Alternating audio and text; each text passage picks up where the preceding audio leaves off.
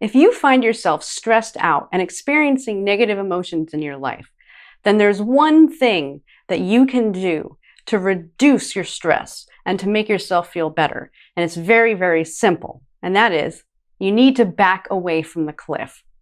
And so what do I mean by that? Well, imagine that you're walking down the sidewalk and you trip and you almost fall. You would feel a very minor level of stress. Your body would kind of, jolt awake for a second and make sure that you stabilize yourself. And then you'd just be like, oh, okay. And you'd keep walking. No big deal. But now imagine you are walking a few feet away from the edge of a giant cliff and you tripped. How are you going to feel? The reaction is going to be much, much stronger. You will immediately get sent into a fight or flight state. Whether you actually fall to the ground or not, you're going to be in a state of panic because you're just on the edge of a cliff and the consequences are higher. But so this applies to everything in life. So think about this for a moment. If you're doing the dishes and you're annoyed with the fact that somebody left them there for you to do, or if you're stuck in traffic, which is also something that's annoying, but in general, things are going well in life, you're not highly stressed out, then both of those things are going to be a minor irritant, just like when you trip while you're walking down the sideway. However, if you just had a horrible day and you're sick on top of it and you're behind on your bills and so you're really stressed out and then you walk into the bathroom and whoever it is, whether it's your kids or your spouse that used it before you, left a huge soggy puddle on the floor and you're in your socks and you step into it in your socks, it just pushes you over the edge. You don't know whether you want to strangle someone or scream like a banshee. So the difference in those reactions to relatively minor things has nothing to do with the actual situation itself. It has to do with the accumulation of stress. It wasn't the stressor that changed. It was that you were closer to your emotional stress cliff. And so the closer you are to that cliff, the more stress you have, the more each individual stressor affects you because there's more at stake, because you're more on edge. Does that make sense? Now, the reason why this happens is because stress and emotions are cumulative in your body and in your emotional mental state. And so it doesn't really matter whether that stress comes from work, family, traffic, environmental stimulation, or even environmental pollutants, or whatever you're thinking about in your own mind. All of those stressors accumulate. They're like layers that are added on top of each other. And the more of the stressors that you have, the more you feel weighed down and overwhelmed and sensitive and frustrated and stressed out and anxious. And then when you're in those states, you become more sensitive to other stressors. And the reason why this is because when you're in these states of stress, you're bombarded with hormones going throughout your body that literally make you on edge. And this process starts to affect your health. It depletes your reserves. You're more likely to catch the cold. It can even lead to disease. And this buildup of stress and emotional stress in the body is called stress effect. And so the question is, what do you do about it? Well, back away from the cliff, of course, because if you're farther away from the cliff, you're better able to handle all of these individual stressors. And so I'm going to talk about several stress reduction techniques. And actually, in a separate video, we have a guided relaxation that you can do that helps lower your stress levels, calm you down, and it gives you a better place to start from, especially if you use an activity like that or any stress reduction technique before you go into a stressful situation. So you're starting the situation further back from the cliff. And so I want you to think for a moment about stress as if it were a balloon. So if every time you had another stressful situation, so say something happens and you go, and you sigh. Well, imagine every time you sighed because of something stressful happening, you blew it into a balloon. Every time that something happens, the balloon gets bigger and bigger and bigger. And so what's going to happen eventually? The balloon's going to pop. And so this is literally what happens. You've probably had experiences like it when you just felt like you were going to explode, or maybe you actually did and you just freaked out. But it wasn't because of whatever that specific thing you freaked out about. It's because of all this accumulation of stress. So you need to learn how to use that release valve on the balloon. By doing that, you back away from the cliff. So one important tool for doing this is to learn how to vent your emotions properly. And so venting is expressing how you feel, expressing your frustration. But one important thing to note is that venting does not mean talking about it and complaining.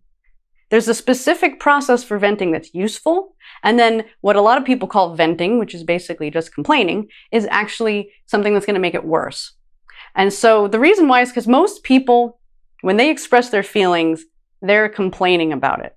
A lot of times we do this because it gives us something to talk about with people. It helps us form connections, but it's not healthy and it's not helping. Because reality is that talking about it makes it worse. You just keep running it over and over again in your mind, which means you keep experiencing the stress of it over and over and over again. And then what happens is you're extending the amount of time you have to be experiencing the stressor. So the best example is you go to work and you're stressed out for 8 hours. Why get home and talk about it for 3 more? You're just extending your workday, right? And if you're talking to other people about your stress, the problem is a lot of people, because we're wired this way, we're trained this way culturally, then it makes them want to talk about their own stress, or they'll say things, be like, oh yeah, that's really bad. And they actually feed your fear, they feed your stress, they feed your anxiety. They actually make you feel worse. And part of you feels better because it's like someone's there reflecting it back to you and you feel like you're connecting to somebody. But in the end, all it does is it strengthens your thoughts and emotions about the stress, and it can, push you over the edge. Not to mention that a lot of times when people get together, they try to compete. What I mean by that is you're talking about your stressors or what sucks in your life, and then they say, oh, you think that sucks? You should hear what's happening to me. And then not only are you worried about your own stuff, you're worried about theirs, and it can just go really bad, as you can see, and I'm sure you have experienced this.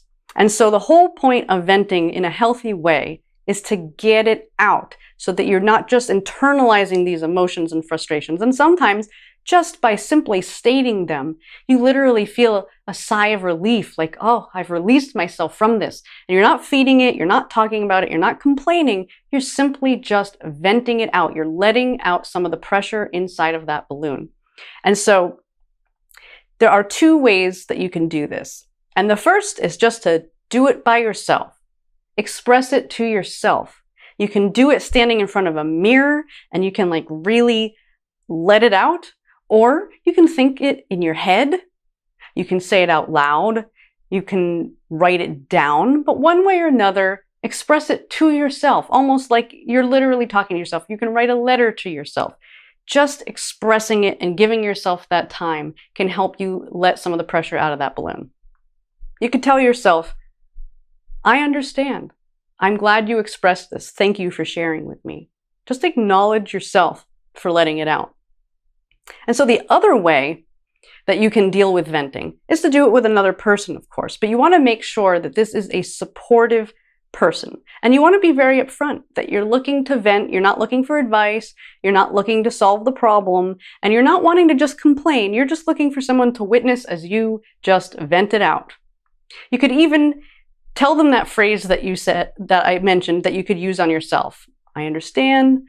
I'm glad you expressed it. Thank you for sharing. You could tell them, I'd kind of be looking for some sort of a feedback like that. It's okay to express what you're looking for, especially if you are in a process where you're trying to help yourself. And if you're going to somebody who cares about you, they'll be more than happy to be supportive of you. Just make sure you're picking someone that doesn't tend to be critical, that doesn't tend to be dramatic, and that is good at listening more than talking. However, if you don't have someone in your family or in your group of friends that's like this, then consider talking to a coach or a counselor.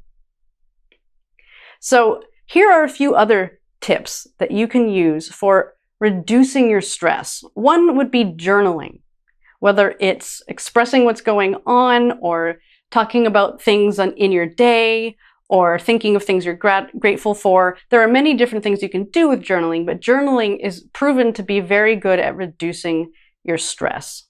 Obviously, the more you do things that you love, the more high vibe, good feeling things you're going to be experiencing, in which case it helps counteract some of that stress. And it's the same thing with doing things that help get you in a flow state, those things that you just get lost in, whether you're an artist or you love dancing, whatever the case may be. The more you do that, the more it reduces your stress and helps you back away from that cliff. You can also literally back yourself away, disconnect from, remove yourself from, or distance yourself from things that cause you stress. So whether it's people that you need some space from, situations, locations, do whatever is within your power to minimize your exposure to these stressors. So you might not be able to stop everything all at once, or you might have certain things you can't get away from, but you certainly can at least give yourself a little bit of space, or set aside 20 minutes where you're going to have time to yourself. And the more that you can do that, the more that you're going to be able to find yourself calming down and backing away from that cliff. Another tool that you can use is to assess, are there things that you need to do that you've been putting off? Because that's often a really big source of stress for people. So sometimes just getting up and doing it and getting it over with actually backs you away from your cliff. And I'll give you a really simple, silly example. I used to have an issue with the dishes driving me crazy, causing me a lot of stress. And what I mean by that is after dinner, I had already done the whole process of cooking and eating. And, I would put away the dishes I used or whatever, but the dishes from cooking would be in the sink. And I was already pooped. I had just eaten. I had, full belly syndrome. All I want to do is just vegetate. And what would happen is I would rather go vegetate. So I would do that and I would leave the dishes. But I also had in my mind that I really didn't like leaving the dishes overnight. It would drive me nuts. So what would happen is I'd end up torturing myself for the whole night. So every time I would get up, and I would walk past the kitchen and I would see the kitchen with the sink and the dishes out of the corner of my eye. It would be like a trigger that would just make me stressed out, thinking, I have to do the dishes. I don't want to.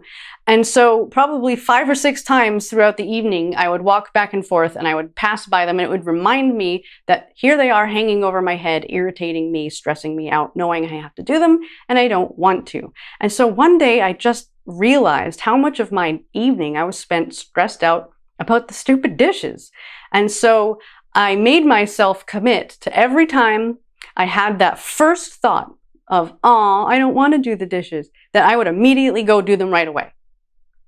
And so the first time I got to do it was the next day, and it was after dinner, and I went to go, sit down like I normally would, and I thought to myself, I don't want to have to do that. Oh, wait, here it is. And I literally got right up out of the chair and I walked into the kitchen and I did the dishes right away. And you would be amazed at how much stress it saved me. So I got to do it and get it over with, and I didn't have to stress about it for the rest of the night. And I started a new habit, and it was a huge change from one tiny little thing that I had continued to make myself put off that was causing stress. So that's just a simple example. And I'm sure there are many things, big and small, that you could do to just take off your list, take them off your back, get them over with. It makes a huge difference, I swear. And then you can also look into a variety of different modalities that have been proven time and time again to help create a stress-free inner being. They bring you back to the center, they help you relax so that then you're further away from your cliff and you're better able to handle stressors. And those include things like yoga, getting massages, going for acupuncture, and as I mentioned before, skilled relaxation, which we do include a sample of.